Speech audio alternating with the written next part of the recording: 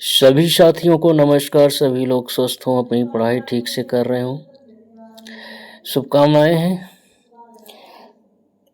तो आइए, आज की क्लास में आपका स्वागत है। आज हम लेके आए हैं समान जीव विज्ञान का तीसरा भाग, और तीसरे भाग में आज हम लोग 100 महत्वपूर्ण प्रश्नों को पढ़ेंगे।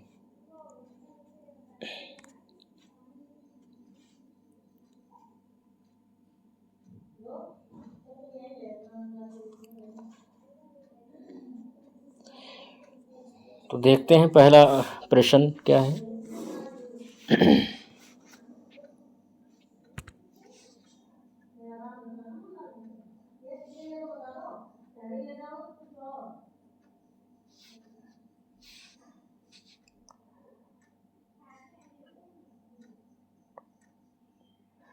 इस्यूडोपोडिया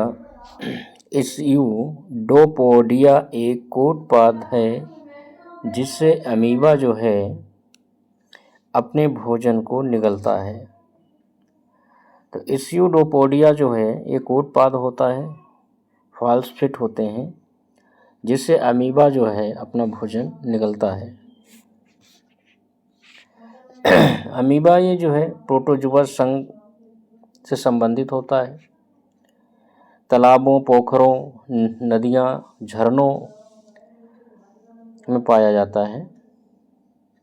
अमीबा का आकार हमेशा जो है परिवर्तित होता रहता है। इसके शरीर के चारों ओर प्लाज्मा लेमा नामक झिल्ली होती है, जिसकी रचनाएं जो है बनती बिगड़ती रहती हैं और उन्हीं रचनाओं को जो है कूटपाद कहा जाता है। और ये रचनाएं जो है इसे अपना भोजन करने में, शिकार को पकड़ने में इसकी सहायता करती हैं, जिन्हें इस्यूपोडिया कहा जाता है, जो एक कूटपाद होता है। अगला देखिए,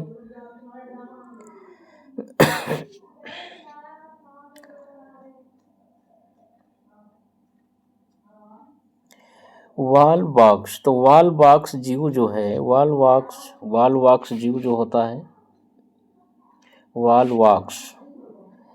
वालवाक्स जीव जो है जल में कॉलोनी बनाकर रहने वाला शैवाल है। तो वालवाक्स जीव जो है जल में कॉलोनी बनाकर रहने वाला शैवाल होता है। इसके सदस्यों की संख्या जो है असंख्य होती है। ये गोलाकार होते हैं और एक कॉलोनी में रहते हैं, एक पास इकट्ठा होकर रहते हैं, कॉलोनी बनाकर रहते हैं। अगला देखिए, फार्मा विजन 2020। तो फार्मा विजन 2020 जो है भारत को औषधि निर्माण में अग्रणी रूप से विकसित करने का एक कार्यक्रम है। तो फार्मा विजन 2020 भारत को औषधि निर्माण में अग्रणी रूप से विकसित करने का एक कार्यक्रम है। अगला देखिए,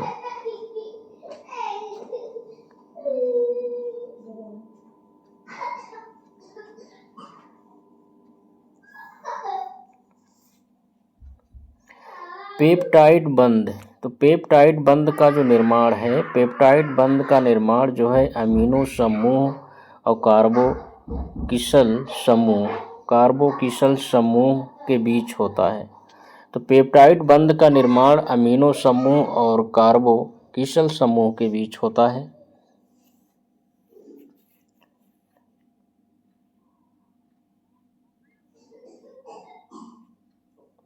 अगला देखिए,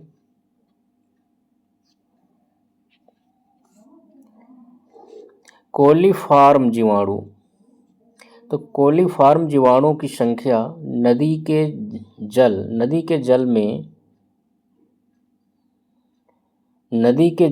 सूक्ष्मजीवी संदूषण के बारे में एक अनुमान प्रदान करती है। तो कोलीफॉर्म जीवाणु जो होते हैं, इनकी जो संख्या है वो नदी के जल में सूक्ष्मजीवी संदूषण के बारे में जो है जानकारी प्रदान करते हैं। नदी के जल में सूक्ष्मजीवी संदूषण का पता लगाने के लिए कोलीफॉर्म जीवाणु की संख्या का पता लगाया जाता है और इस प्रक्रिया में 100 मिलीलीटर पानी लिया जाता है। 100 मिलीलीटर पानी लिया जाता है और उस पानी में कई कोलीफॉर्म बैक्टीरिया, जिसे इस्चेचिया कहते हैं, इस्चेचिया कोलाई, इस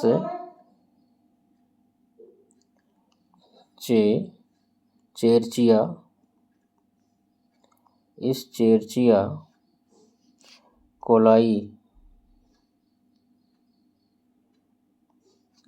कोलाई की उपस्थिति की जांच की जाती है। तो ये किस मात्रा में, इस चेरिचिया कोलाई किस मात्रा में उपस्थित है, इसकी जांच की जाती है।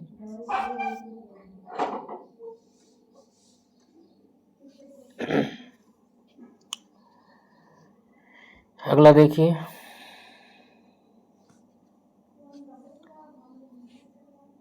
आलू की फसल अगेती झुलसा रोग से प्रभावित होती है। तो आलू की जो फसल है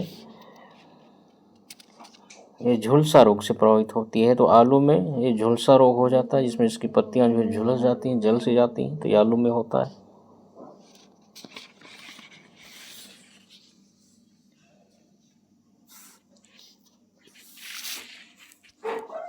तो आलू की फसल जो है अगेती जो है ये झुलसा रोग से प्रभावित होती है। झुलसा रोग में क्या होता है, इसे अल्टरनेरिया सोलेनाई नामक कवक होता है और ये जो है आलू की फसल की जो पत्तियां होती हैं उन्हें झुलसा देता है, जला देता है, फिर वो टूटकर नीचे गिर जाती हैं। अगला देखिए, बैगन का छोटा पत्ता, जो बैगन का छोटा पत्ता हो जाता है तो ये रोग जो है माइकोप्लाज्मा के कारण होता है। तो बैंगन का छोटा पत्ता या रोग माइकोप्लाज्मा के कारण होता है। अगला देखिए, मक्के के लिए उगने से पहले इस्तेमाल के लिए अट्राजीन तृणनाशक हर्बिसाइड की सिफारिश की गई है। तो मक्के के उगने से पहले इस्तेमाल करने के लिए अट्राजीन तृणनाशक हर्बिसाइड की सिफारिश की गई है।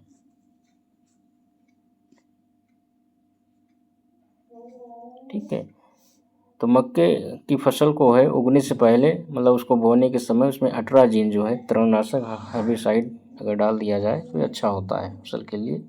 इसका इस्तेमाल गन्ने में भी लोग करते हैं, गन्ने की फसल में भी करते हैं। अगला देखिए, बोरान की कमी से या कमी के कारण जो है फल जो है चटक जाता है या फट जाता है। अगर कोई भी फल है, अगर वो चटक जा रहा है, फट जा रहा है, तो उसमें बोरान की कमी है। बोरान की कमी से जो है फल चटकते हैं।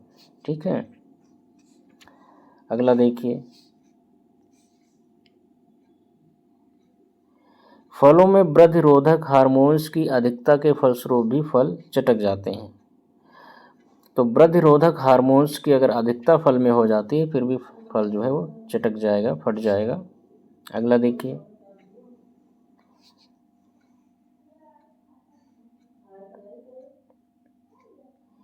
खट्टे फलों में, जो फल खट्टे होते हैं, खट्टे फलों में कैंकर की बीमारी जो है जेंथोमोनस सिट्री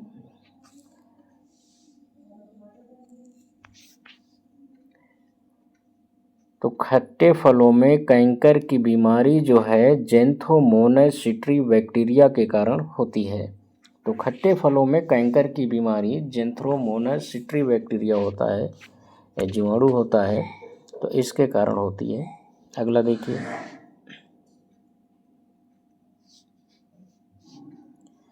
आलू में ब्लैक हार्ट रोग भंडारण में कमी के कारण होता है। तो आलू में जो ब्लैक हार्ट रोग है, तो आलू में ब्लैक हार्ट रोग जो है ये भंडारण में ओटो की कमी, भंडारण में ओटो की कमी के कारण होता है। तो आलू में ब्लैक हेड रोग जो है ये भंडारण में O2 की कमी के कारण होता है। जब भंडारण में O2 मतलब ऑक्सीजन की कमी हो जाती है और कार्बन डाइऑक्साइड की अधिकता हो जाती है तो आलू में ब्लैक हेड रोग हो जाता है।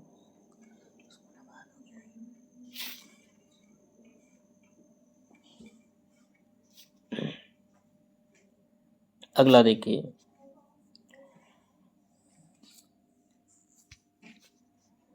नारियल में रेशे और शक्तिशाली फैटी एसिड बहुत अधिक मात्रा में होते हैं, जिन्हें मध्य श्रृंखला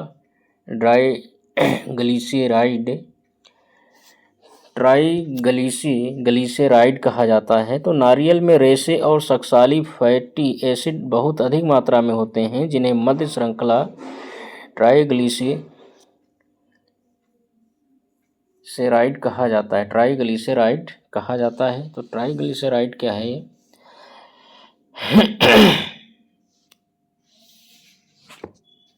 तो ट्राइग्लिसराइड जो है प्राकृतिक रूप से नारियल के तेल में या दूध की वसा में जो है ये पाया जाता है। एक प्रकार का फैटी एसिड होता है। इसमें 6 से लेकर 12 जो है तक जो है कार्बन परमाणु उपस्थित होते हैं। अगला देखिए, ट्राइग्लिसराइड जो है प्राकृतिक रूप से नारियल के तेल में दूध के वसा में मतलब पाया जाता है। अगला देखिए,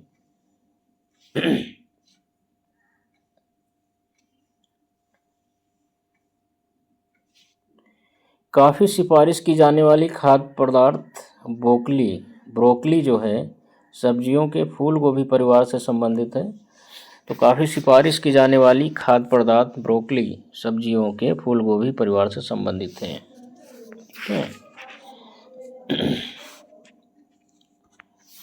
अगला देखिए,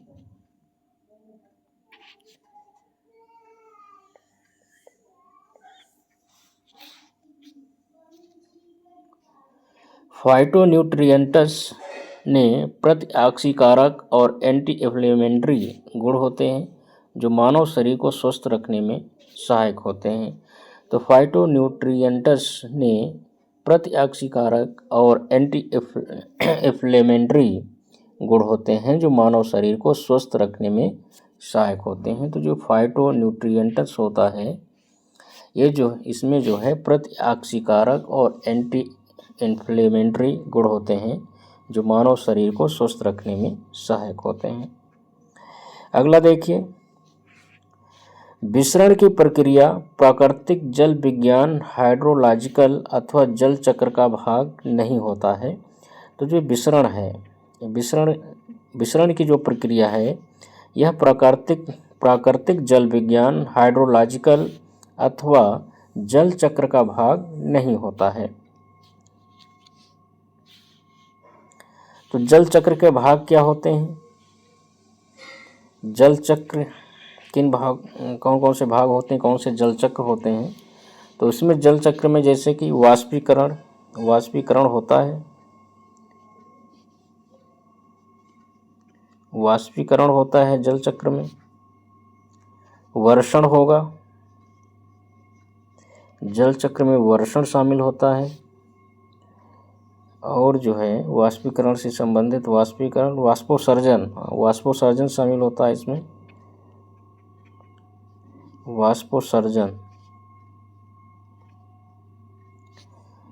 तो जल चक्र में वाष्पीकरण होता है, वर्षण होता है, वाष्पीकरण, ये जल चक्र के भाग होते हैं। विसरण जो है जल चक्र का भाग नहीं होता है। अगला देखिए, स्टार फिश जो है, जो स्टार फिश होती है इसमें जो है अच्छी तरह से विकसित जल संवहनी तंत्र होता है। तो स्टार फिश में अच्छी तरह से विकसित जल संवहनी तंत्र होता है।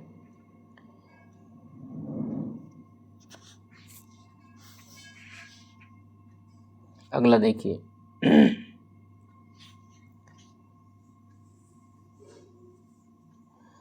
बैक्टीरिया की कोशिका में अच्छी तरह से व्यवस्थित जो है न्यूक्लियस नहीं पाया जाता है। तो जो बैक्टीरिया होते हैं, बैक्टीरिया की कोशिका में अच्छी तरह से व्यवस्थित जो है न्यूक्लियस नहीं पाया जाता है। अगला देखिए,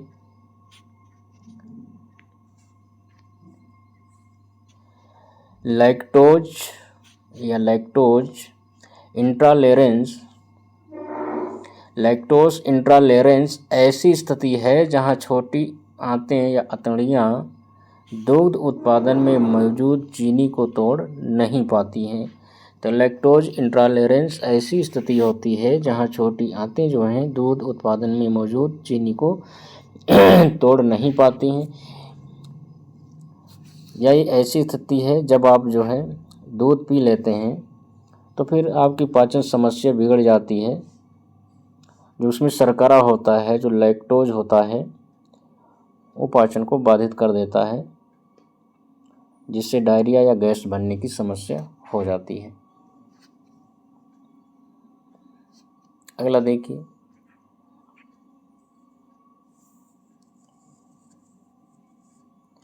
प्रसिद्ध डाली भेड़ जो है क्लोनिंग तकनीक के परिणाम स्वरूप जो है अस्तित्व में आई थी। तो प्रसिद्ध डाली भेड़ जो है क्लोनिंग तकनीक के परिणाम स्वरूप जो है अस्तित्व में आई थी।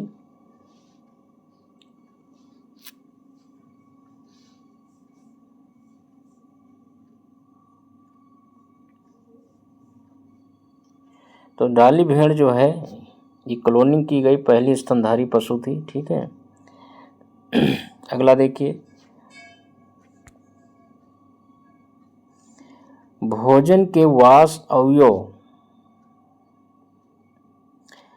भोजन के वसा है ना, ये वसा कर लीजिए यहाँ पे।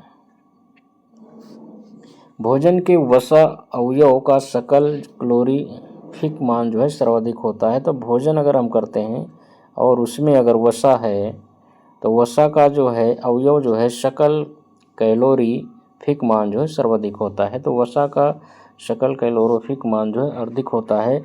अगर हम 1 ग्राम वसा खाते हैं, अगर हम 1 ग्राम वसा खाते हैं तो 1 ग्राम वसा से हमको 9 किलो कैलोरी ऊर्जा मिलती है। 1 ग्राम वसा से हमें 9 किलो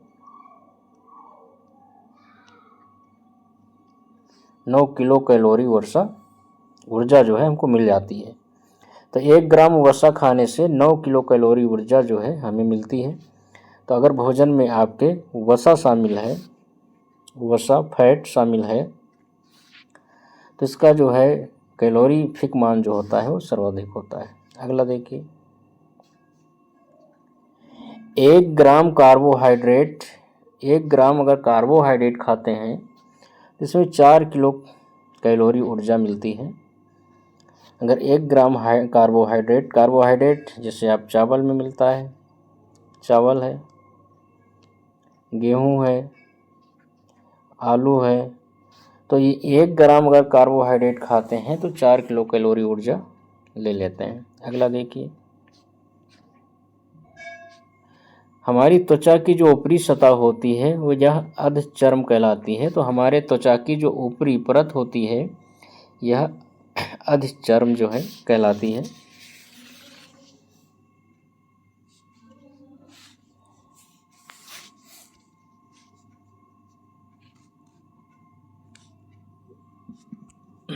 अगला देखिए,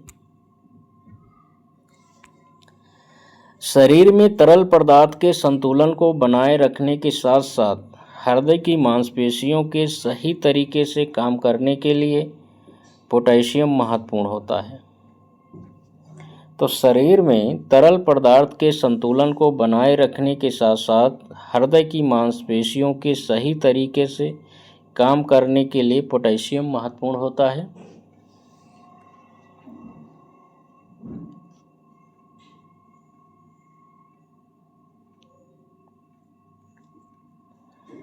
पोटेशियम को कैसे प्राप्त करें? तो पोटेशियम जो है मांसों में मिलता है, दूध में पोटेशियम होता है। ठीक है।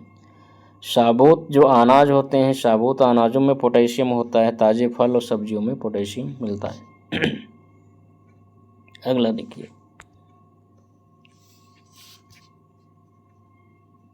अगर आप संतुलित आहार लेते हैं तो संतुलित आहार के भोजन में कार्बोहाइड्रेट जो है ये अधिकतम ऊर्जा को प्रदान करता है। तो कार्बोहाइड्रेट, संतुलित आहार अगर आप लेते रहे हैं तो कार्बोहाइड्रेट आप उसमें ले रहे हैं तो उससे आपको पर्याप्त मात्रा में ऊर्जा मिल जाती है। ठीक है। अगला अगला है नेशनल हेल्थ सर्विस यूके और यूएस डिपार्टमेंट ऑफ एग्रीकल्चर के अनुसार वयस्क सक्रिय व्यक्ति का कैलोरी सेवन जो है 25 कैलोरी होना चाहिए। तो नेशनल हेल्थ सर्वे यूके और यूएस डिपार्टमेंट ऑफ एग्रीकल्चर ने बताया कि अगर वयस्क व्यक्ति है, सक्रिय है, अगर वो कार्य करने वाला व्यक्ति है, तो उस व्यक्ति को 2500 कैलोरी ऊर्जा का जो है भोजन करना चाहिए। अगला देखिए, पौधे की पत्तियों के बहुत छोटे छिद्रों अथवा स्टोमेटा के जरिए पानी के वाष्पीकरण को ट्रांसपीरेशन कहते हैं। तो पौधे की पत्तियों के बहुत छोटे छिद्रों अथवा स्टोमेटा के जरिए पानी के वाष्पीकरण को ट्रांसपीरेशन कहते हैं। अगला देखिए, कसकुटा जिसे अमरबेल कहते हैं, कसकुटा अमरबेल के पौधे जो हैं पूर्णतया क्या होते हैं? तना परजीवी होते हैं। तो अमरबेल आपने देखा होगा कि ये एक दूसरे पेड़ की तने से जो है अमरबेल निकल आती है, तो पूर्णतया जो है अमरबेल जो है तना परजीवी होती है। अगला देखिए, ओरोबंचे, रिफ्लेशिया, बैलेनोफेरा, ये जो पौधे हैं पूर्णतः जड़ जो है जड़ परजीवी होते हैं, जड़ में निकलते हैं, दूसरे पेड़ की जड़ में जो है ये निकलते हैं। ओरोबंचे, रिफ्लेशिया, बैलेनोफेरा, ये जो पौधे हैं ये जड़ परजीवी होते हैं। अगला प्रश्न देखिए, पानी के दबाव की स्थिति में उगने वाले पौधों को हाइड्रोफाइट के नाम से जाना जाता है। तो पानी के दबाव की स्थिति में उगने वाले पौधों को हाइड्रोफाइट के नाम से जाना जाता है। अगला देखिए,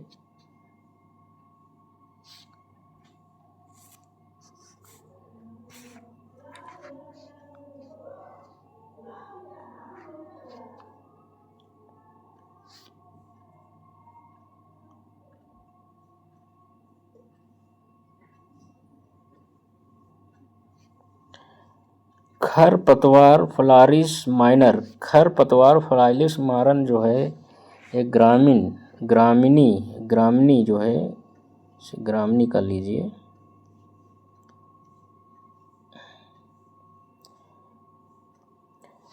तो खरपतवार फ्लारिस माइनर ग्रामिनी प्रजाति कुल से संबंधित होता है।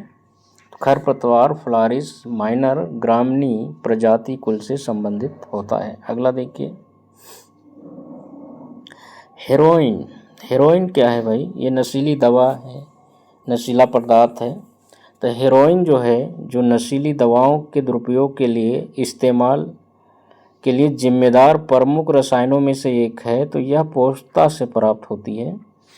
जो हेरोइन होती है, जो नशीली दवाओं के दुरुपयोग के लिए जिम्मेदार होती है, एक प्रमुख रसायन होता है, यह पोस्ता से प्राप्त किया जाता है।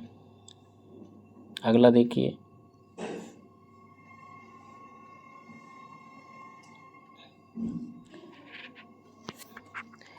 हेरोइन जो होता है, तो हेरोइन को मॉर्फिन एवं एसिटिक एनहाइड्राइड, मॉर्फिन एवं एसिटिक एनहाइड्राइड के साथ अपक्रिया कराकर बनाया जाता है। तो हेरोइन को मॉर्फिन एवं एसिटिक एनहाइड्राइड के साथ अपक्रिया कराकर बनाया जाता है। अगला देखिए, मॉर्फिन क्या है? तो मॉर्फिन जो है अफीम में पाया जाने वाला एक क्षारीय पदार्थ होता है, जिसे पोस्ता पौधे के बिना पके हुए फल के दूध से प्राप्त किया जाता है, फल के दूध से। तो पोस्ता पौधे के बिना पके हुए फल के दूध से मॉर्फिन को निकाला जाता है। और मॉर्फिन और एसिटिक एनहाइड्राइड के साथ दोनों को अपक्रिया कराकर हेरोइन तैयार की जाती है। और हेरोइन को खाने के बाद अब मदमस्त हो जाते हैं। ठीक है।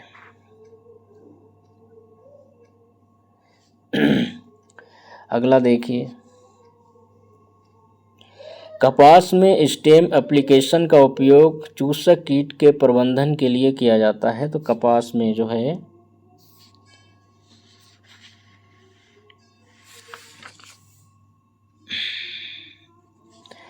कपास में स्टेम एप्लीकेशन का उपयोग जो है चूसक कीट के प्रबंधन के रूप में किया जाता है।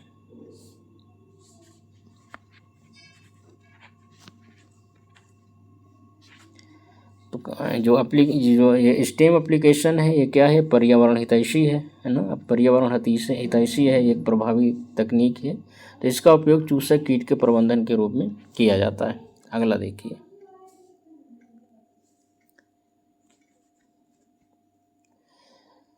दो या दो से अधिक लोकाई के एलीलों के बीच अंतःक्रिया को एपिस्टासिस के नाम से जाना जाता है। तो दो या दो से अधिक लोकाई के एलीलों के बीच अंतःक्रिया को एपिस्टाटिस के नाम से जाना जाता है। अगला देखिए,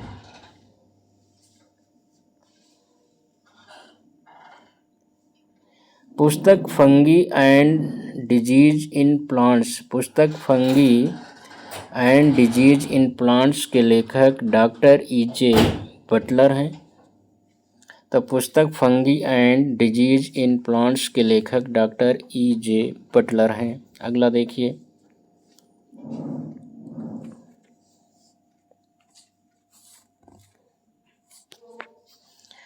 गाजर घास जिसे पार्थेनियम कहते हैं। तो गाजर घास जिसे पार्थेनियम कहते हैं, इसको जो है जाइग्रोग्रामा बिक्यूलोराटा जैव एजेंटों का उपयोग करके नियंत्रित किया जा सकता है। तो गाजर घास पार्थेनियम को जाइग्रोग्रामा बिक्यूलोराटा का ये जैव एजेंट होता है, इसका उपयोग करके जो है पार्थेनियम घास को जो है नियंत्रित किया जा सकता है।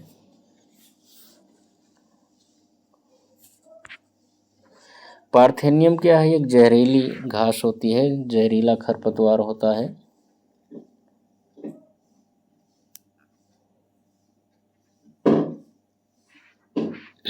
अगला देखिए,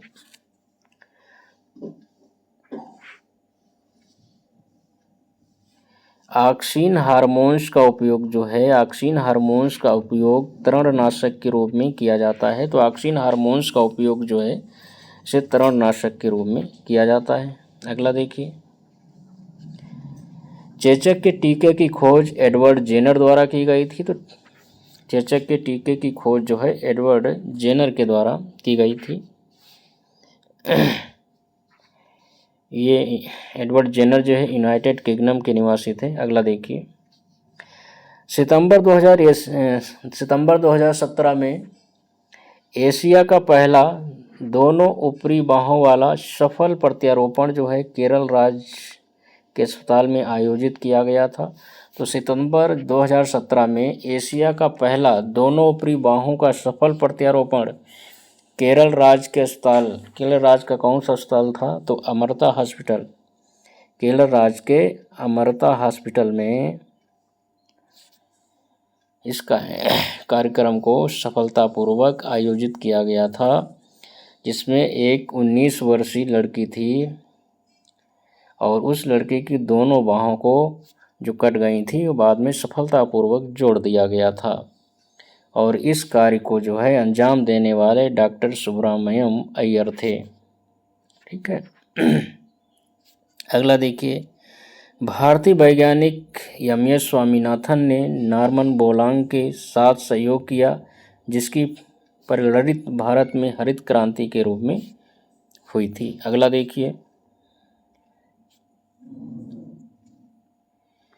प्याज जो है, प्याज कंद की जो विशेष महक होती है उसमें वो सल्फ्यूरिक यौगिक होता है। सल्फ्यूरिक यौगिक से जो प्याज में जो गंध होती है वो क्या होता है, सल्फर यौगिक होता है।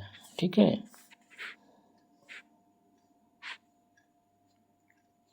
अगला देखिए,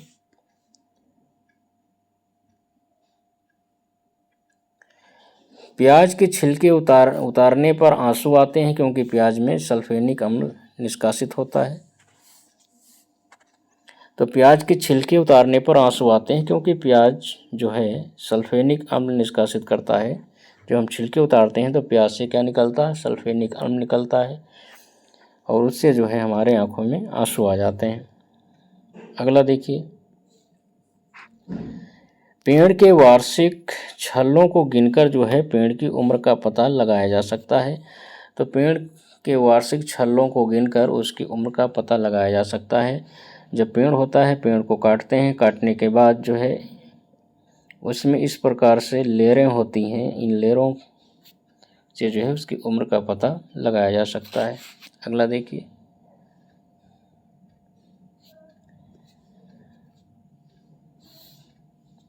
पौधे के तना, पौधे का जो तना होता है, तने के हिस्से से हल्दी प्राप्त की जाती है, जो आमतौर पर रंग और एंटीसेप्टिक के रूप में इस्तेमाल की जाती है। तो हल्दी क्या है? हल्दी एक तना होती है, पौधे का एक तना होता है, और यह जो है रंग और एंटीसेप्टिक के रूप में इस्तेमाल की जाती है। अगला देखिए, रोजा हेबिस्कस जो है ये क्या है? गुड़हल का वैज्ञानिक नाम है। तो रोजा हेबिस्कस गुड़हल का वैज्ञानिक नाम है।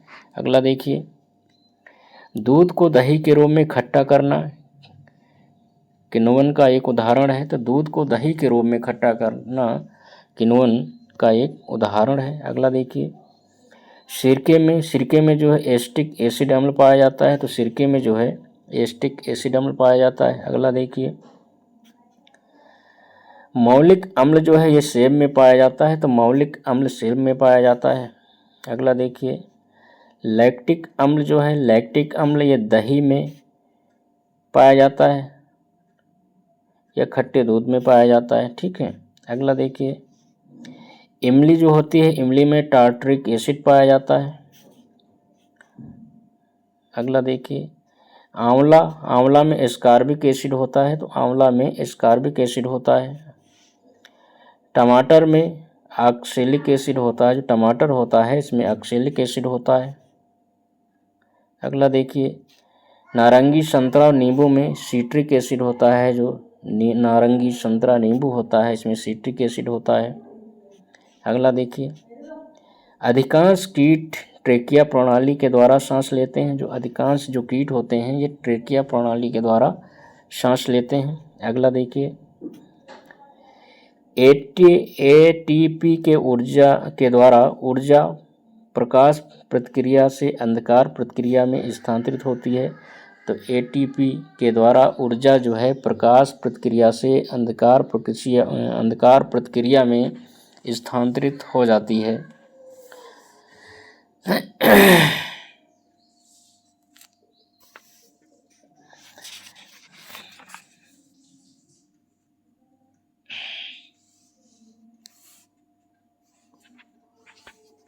अगला देखिए,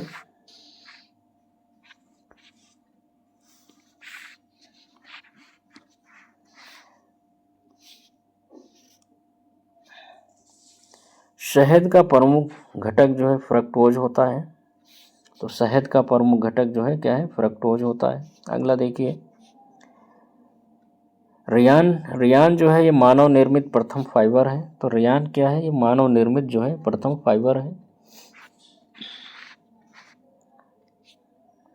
अगला देखिए,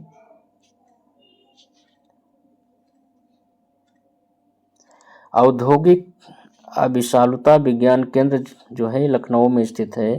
तो औद्योगिक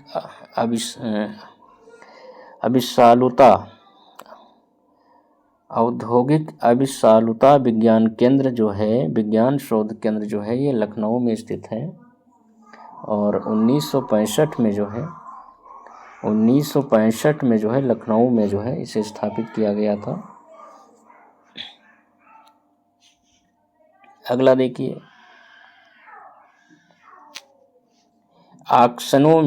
ऑक्सैनोमीटर जो होता है इसका प्रयोग जो है पौधों में वृद्धि दर को मापने के लिए किया जाता है। तो ऑक्सैनोमीटर का प्रयोग पौधों में वृद्धि की दर मापने के लिए किया जाता है। अगला देखिए,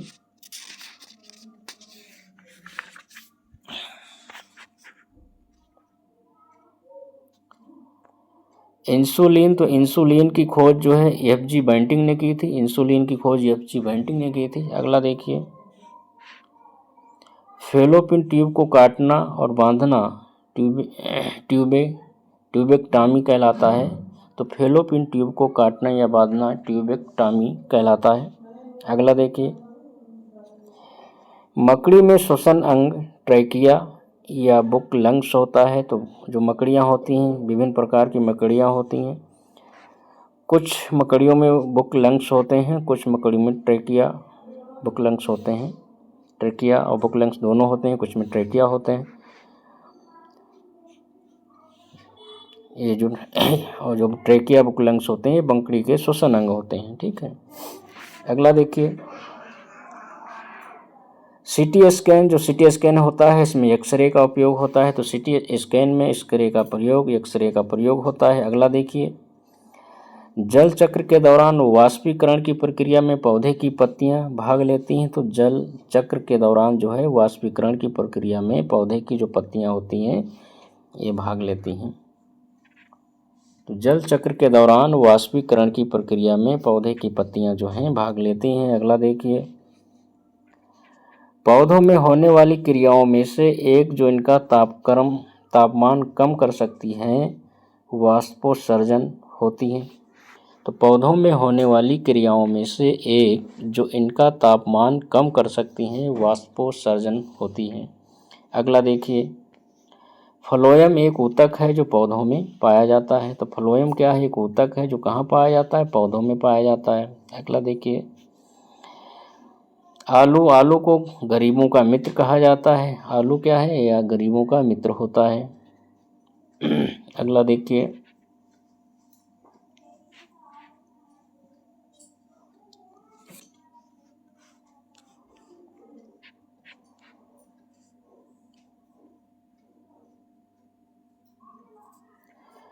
आलू जो है, आलू पूर्ण बेलन विषाणु एपिसेट द्वारा प्रेषित होता है। तो ये जो है आलू में बेलन विषाणु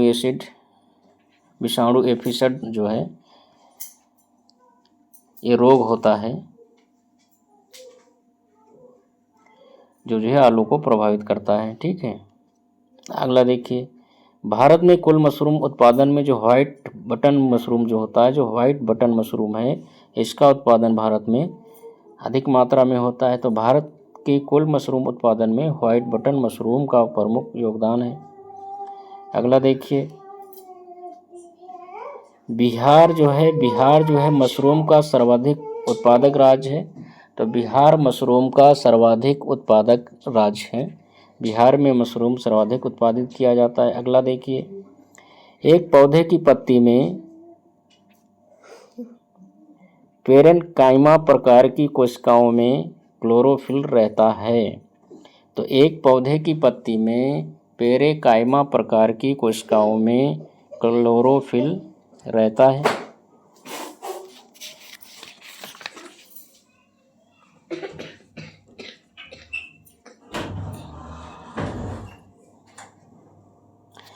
अगला देखिए 75 नंबर का, केसर के लिए पौधे का वर्तिकाग्र भाग जो है उपयोग में लाया जाता है। तो केसर के लिए पौधे का वर्तिकाग्र भाग जो होता है इसको उपयोग में लाया जाता है। अगला देखिए, मशरूम एक प्रकार का कवक होता है और यह एक मर्तबजीवी जीव होता है। अगला देखिए, एशिया का प्रथम मानव डीएनए बैंक जो है लखनऊ के बायोटेक पार्क में स्थित है। अगला देखिए, घास जैसे सभी प्रकार के पौधे जिनमें माड़ीदार खाद के बीज होते हैं उन्हें अनाज कहते हैं। तो घास जैसे सभी प्रकार के पौधे जिनमें माड़ीदार खाद बीज होते हैं वो अनाज कहलाते हैं।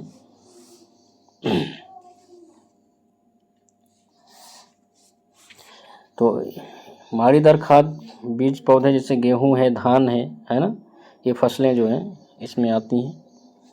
अगला देखिए, ताना रिवर मंगावे वानर जो है केन्या देश में पाया जाता है। तो ताना रिवर मंगावे वानर जो है केन्या देश में पाया जाता है। अगला देखिए, अनुलेखन के दौरान डीएनए का वह स्थान जहां आरएनए पॉलीमरेज जुड़ा है प्रोमोटर कहलाता है। तो अनुलेखन के दौरान डीएनए का वह स्थान जहां आरएनए पॉलीमरेज जुड़ता है प्रोमोटर कहलाता है। अगला देखिए, विभिन्न स्तरों पर रहने वाली विभिन्न प्रजातियों के ऊर्ध्वाधर वितरण को जो है स्तर विन्यास कहा जाता है। तो विभिन्न स्तरों पर रहने वाली विभिन्न प्रजातियों के ऊर्ध्वाधर वितरण को स्तर विन्यास कहा जाता है। अगला देखिए, केचुआ जो होता है तो केचुआ का जो उत्सर्जी अंग होता है नेफ्रेडिया होता है। तो केचुआ का उत्सर्जी अंग नेफ्रिडिया होता है। अगला देखिए, कायांतरण वह प्रक्रिया है जिसमें टाइडपोल वयस्क मेढकों में विकसित होती है। तो कायांतरण वह प्रक्रिया है जिसमें टाइडपोल जो है वयस्क मेढकों में विकसित होती है।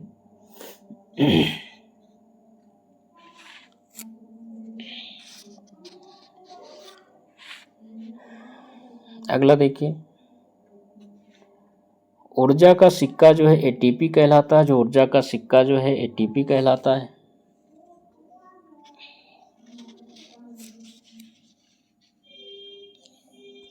एटीपी क्या होता है? तो एटीपी जो है एडिनोसिन ट्राइफॉस्फेट होता है। एटीपी जो है एडिनोसिन ट्राइफॉस्फेट होता है, फॉस्फेट। अगला देखिए, पौधों में मूल रोमों द्वारा जल जिस प्रक्रिया से अवशोषित किया जाता है वह परासरण कहलाता है। तो पौधों में मूल रोमों द्वारा जल जिस प्रक्रिया से अवशोषित किया जाता है वह परासरण कहलाता है। अगला देखिए, पादप कोशिका भित्ति सेलुलोज की बनी होती है। जो पादपा कोशिक भित्ति होती है सेलुलोज की बनी होती है। अगला देखिए, पौधे अपने पोषक तत्व मुख्यतः मिट्टी से प्राप्त करते हैं। जो पौधे होते हैं वो अपना पोषक तत्व जो है मिट्टी से प्राप्त करते हैं। ये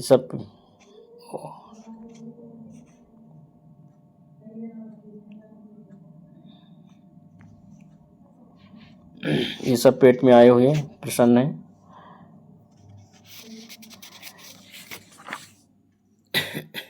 अगला देखिए, ये भी पेट में पूछा गया है। पौधों का विकास प्रकाश की गुणवत्ता, मात्रा और अवधि से प्रभावित होता है। जो पौधे का विकास है वो प्रकाश की गुणवत्ता, मात्रा और अवधि से प्रभावित होता है। अगला देखिए, पौधे का नर प्रजनन अंग जो है पुंकेसर होता है। जो पौधे का नर प्रजनन अंग होता है उसे पुंकेसर कहते हैं। और मादा में जो है स्त्री केसर होता है। अगला देखिए, जलोद्भिद पौधों में वायु कोश उपस्थित होता है। जो जलोद्भिद पौधे होते हैं उसमें वायु कोश जो है उपस्थित होता है जिसके कारण ये पौधे जल में तैरते रहते हैं। तो जो जलोद्भिद पौधे होते हैं इनमें वायु कोश उपस्थित होता है जिसके कारण ये पौधे जो है जल में तैरते रहते हैं, जिसके कारण ये हल्के हो जाते हैं और तैरते रहते हैं। अगला देखिए, यूट्रिकुलेरिया पौधा अपने भोजन के लिए कीटों को पकड़ लेता है। जो यूट्रिकुलेरिया पौधा होता है ये अपने भोजन के लिए कीटों को पकड़ लेता है। अगला देखिए, शाकाहारी जीवों में सेल्यूलोज का पाचन जो है सीकम में होता है। जो शाकाहारी जीव होते हैं तो उन शाकाहारी जीवों में जो सेल्यूलोज होता है उसका पाचन कहाँ होगा? सीकम में होगा। अगला देखिए, लाइसोसोम को कोशिका की पाचन थैली कहा जाता है। जो लाइसोसोम होता है तो लाइसोसोम को कोशिका की पाचन शैली कहा जाता है। अगला देखिए, कुछ पौधों के बीज अंकुरित नहीं हो पाते हैं यदि वे फल भक्षी पक्षियों के पाचन क्षेत्र से ना गुजरें। इसका कारण बीज आवरण अपारगम्यता होती है। तो कुछ पौधों के बीज जो है वो अंकुरित नहीं हो पाते हैं यदि फल भक्षी पक्षियों के पाचन क्षेत्र से ना गुजरें। तो इसका कारण है बीज आवरण अपारगम्यता।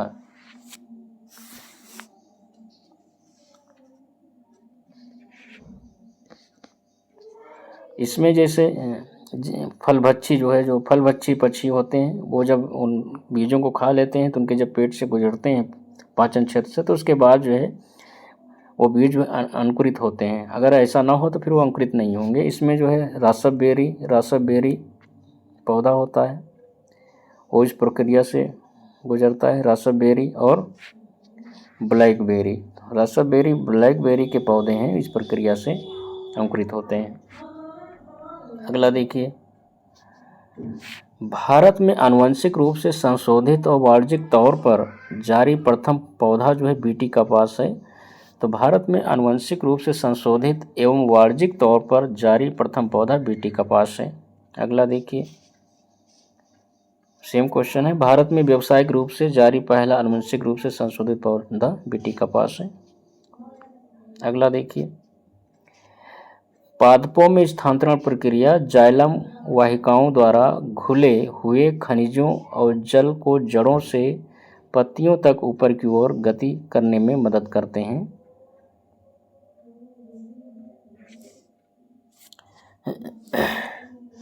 तो पादपों में जो स्थानांतरण की जो प्रक्रिया होती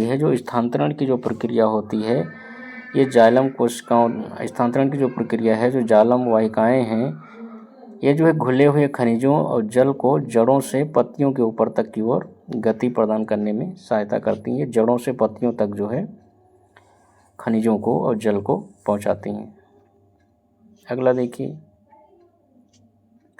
लिटमस विलयन एक बैगनी रंग का रंजक होता है जिसे लाइकेन से प्राप्त किया जाता है। तो लिटमस विलयन जो है एक बैगनी रंग का रंजक होता है जिसे लाइकेन से प्राप्त किया जाता है। अगला देखिए, श्वसन प्रक्रिया एक जीव में ऊर्जा उत्पन्न करती है। श्वसन प्रक्रिया क्या है? एक जीव में ऊर्जा उत्पन्न करती है।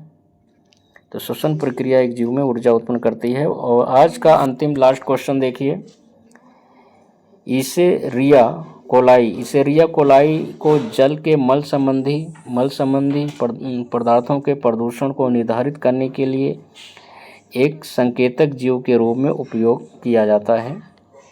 तो इसेरिया कोलाई जो है जल में मल संबंधी पदार्थ कितने हैं उसकी जांच करने के लिए जो है इस जीव का इस्तेमाल किया जाता है। ठीक है। चिंपांजी, तो चिंपांजी के बाद जो है डॉल्फिन दूसरे नंबर का सबसे बुद्धिमान स्तनधारी जीव है। तो चिंपांजी स्तनधारी जानवरों में सबसे होशियार जो है बुद्धिमान जीव चिंपांजी होता है, जिसमें सीखने की, अनुकरण करने की प्रक्रिया ज़्यादा होती है, तेज़ होती है। और उसके बाद डॉल्फिन होता है, इसमें भी होती है। एक पूछा गया क्वेश्चन है। तो इस प्रकार से हम लोगों ने आज की क्लास में 101 क्वेश्चनों को कर लिया है। सारे क्वेश्चन काफ़ी महत्वपूर्ण हैं और ये तो क्वेश्चन आपके पेट में पूछा गया क्वेश्चन है।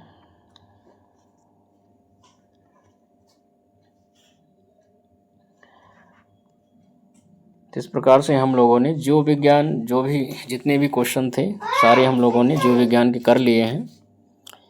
और इसके अलावा जो है अन्य क्लास में हम अगली क्लास सामान्य अध्ययन संबंधित लाएंगे। तो मिलते हैं अगली क्लास में। धन्यवाद। मेरे चैनल को शेयर करें, सब्सक्राइब करें, दोस्तों में सब्सक्राइब करवाएं।